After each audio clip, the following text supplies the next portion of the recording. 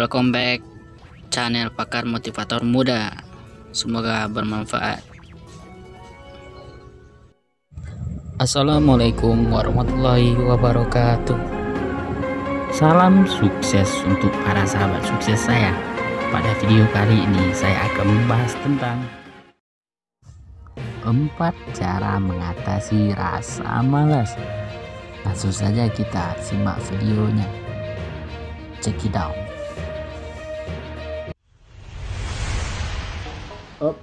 Para sahabat saya, jangan lupa juga untuk subscribe, like, komen, dan share. 4 cara mengatasi rasa malas menurut pengalaman pribadi saya sendiri. Setiap orang pasti pernah merasa malas. Saya, kamu, dan kita semua adalah manusia yang memiliki sifat ini. Namun, ironisnya kita selalu melihat sifat malas ini dalam makna yang negatif. Malas pangkal miskin atau sifat malas akan membuat hidupmu sengsara. Ya, benar saja. Seandainya manusia tidak malas, pasti hidup kita tidak akan bisa maju dan berkembang seperti sekarang ini. Kalau manusia itu rajin, pasti saat ini kita masih menggunakan hewan sebagai kendaraan. Jika manusia memang rajin, pasti semua sampai saat ini kita masih mengirim pesan lewat burung merpati. Tidak ada internet, sosial media, ponsel, dan semua bentuk keajaiban yang saat ini kita nikmati. Jadi sejatinya rasa malas itu juga ada baiknya. Sebab karena akibat dari sifat malas manusialah sehingga kini kita bisa hidup lebih nyaman dan praktis. Mau ke mall, tinggal nyalakan motor atau mobil, terus langsung gas. Tidak perlu lagi naik kuda, apalagi jalan kaki. Tidak punya kendaraan, ya naik angkot, taksi, ojek, dan sebagainya. Tidak punya uang, nebeng aja sama teman yang satu arah. Sehingga sebelum jauh-jauh kita membahas bagaimana cara mengatasi rasa malas, alangkah baiknya jika kita membagi sifat malas ke dalam 2 jenis terlebih dahulu, yaitu jenis malas baik dan jenis malas buruk. Malas baik versus malas buruk. Malas baik adalah jenis sifat malas manusia yang datang bersama dengan inspirasi, atau sifat malas alami yang datang untuk mencegah kita melakukan hal yang sebetulnya tidak penting. Contoh jenis malas yang menginspirasi, seperti saat seorang merasa malas untuk keluar dan membeli makanan. Jadinya timbul sebuah ide atau inspirasi untuk memecahkan masalah. Bagaimana ya saya bisa beli makanan tanpa harus keluar rumah? Singkat cerita, jadilah sistem GoFood. Sementara contoh jenis malas baik yang satunya lagi adalah ketika kita merasakan malas untuk melakukan pekerjaan yang remeh alias pekerjaan yang sedikit, bahkan sama sekali tidak memiliki pengaruh terhadap tujuan kita. Mencuci baju, menyapu halaman rumah, dan membersihkan kamar mandi merupakan beberapa contoh pekerjaan yang remeh. Jika jenis rasa malas seperti ini datang, itu adalah pertanda baik. Pertanda bahwa kamu harus segera mendelegasikan pekerjaan tersebut pada orang lain. Sementara itu, jenis malas buruk adalah perasaan malas yang muncul di saat kita melakukan pekerjaan yang penting, yang mampu membuat kita menjadi lebih dekat lagi dengan tujuan kita. Nah, jenis sifat malas seperti inilah yang harus kita atasi. Tidak boleh hanya kita biarkan setiap kali ia datang sehingga menjadi sebuah kebiasaan buruk. Lantas bagaimana sih cara mengatasi sifat malas yang buruk? Inilah 4 cara untuk mengatasi masalah sifat yang malas. malas yang buruk? Langsung saja. Cara pertama, melakukan aktivitas fisik. Saya akui kadangkala saya merasa malas ketika mau melakukan pekerjaan yang penting, seperti membuat video-video di YouTube dan menerbitkannya ke channel YouTube saya. Ketika perasaan malas seperti ini muncul, saya langsung saja bergerak, entah itu berjalan kaki atau melakukan sedikit olahraga ringan seperti melakukan push up.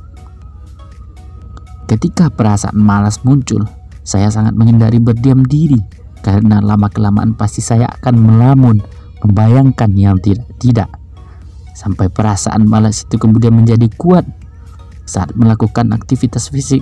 Meskipun hanya beberapa saat, perasaan malas pun menjadi berkurang. Seketika itu pula saya gunakan momentum tersebut untuk mulai mengerjakan pekerjaan yang seharusnya saya kerjakan. Yang kedua, konsumsi makanan sehat. Saya tahu ini memang bukan termasuk cara mengatasi rasa malas, tetapi lebih kepada pencegahan. Tapi ya udahlah, lagi pula bukannya mencegah lebih baik daripada mengobati atau mengatasi. Jadi sederhana saja, kalau kita ingin tidak merasa malas atau paling tidak mengurangi frekuensi perasaan itu datang, konsumsilah makanan-makanan yang sehat, terutama jenis makanan yang tidak membuat kita malas seperti junk food, pizza, burger, chicken nugget, dan lain-lain. Makanan instan dan makan yang memiliki banyak kandungan lemak, magnesium, dan melatonin. Informasi lengkap tentang ini bisa kamu dapatkan di halaman Epanasis. Saya bukan dokter ataupun ahli gizi, jadi jelas saya tidak punya kualifikasi untuk menjelaskan hal-hal yang tidak saya ketahui. Yang ketiga, jangan terlalu banyak berpikir. Seperti yang sudah saya katakan sebelumnya, saya sangat menghindari berdiam diri ketika perasaan malas itu datang. Alasannya sekali lagi, karena saya tidak ingin pikiran saya menjadi-jadi hingga memperkuat perasaan malas yang saya rasakan.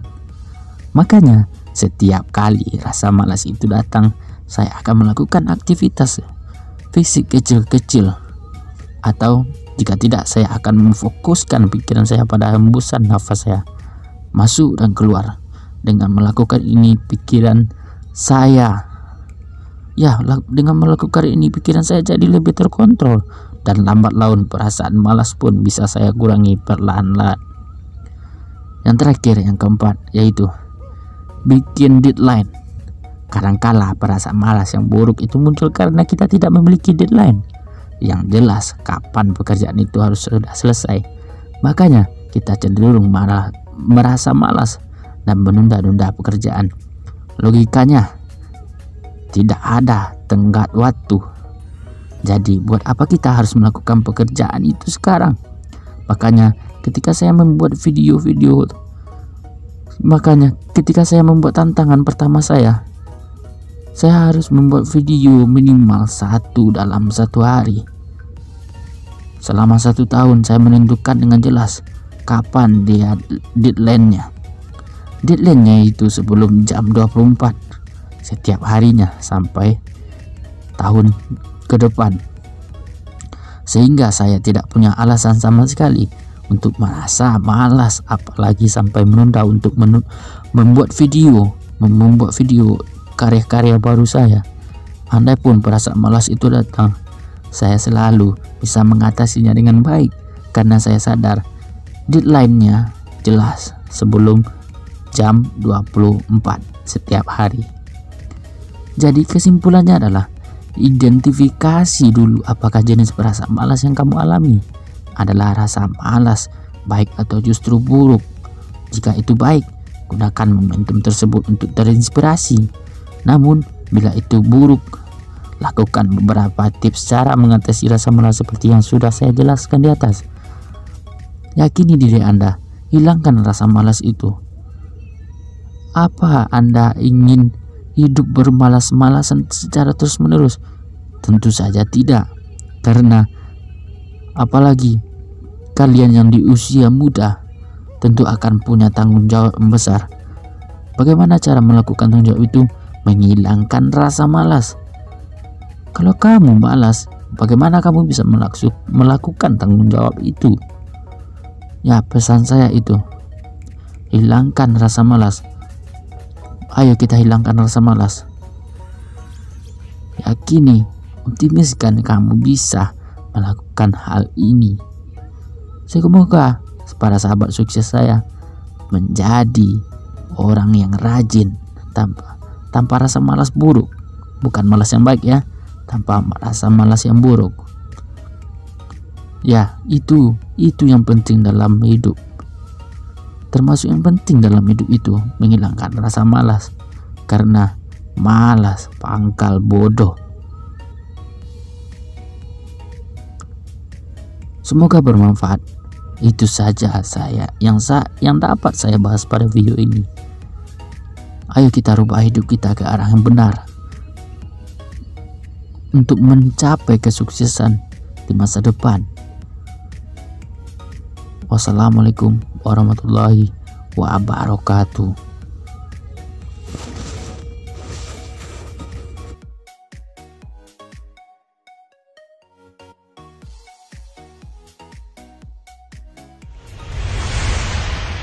Oh, para sahabat saya, jangan lupa juga untuk subscribe, like, komen, dan share.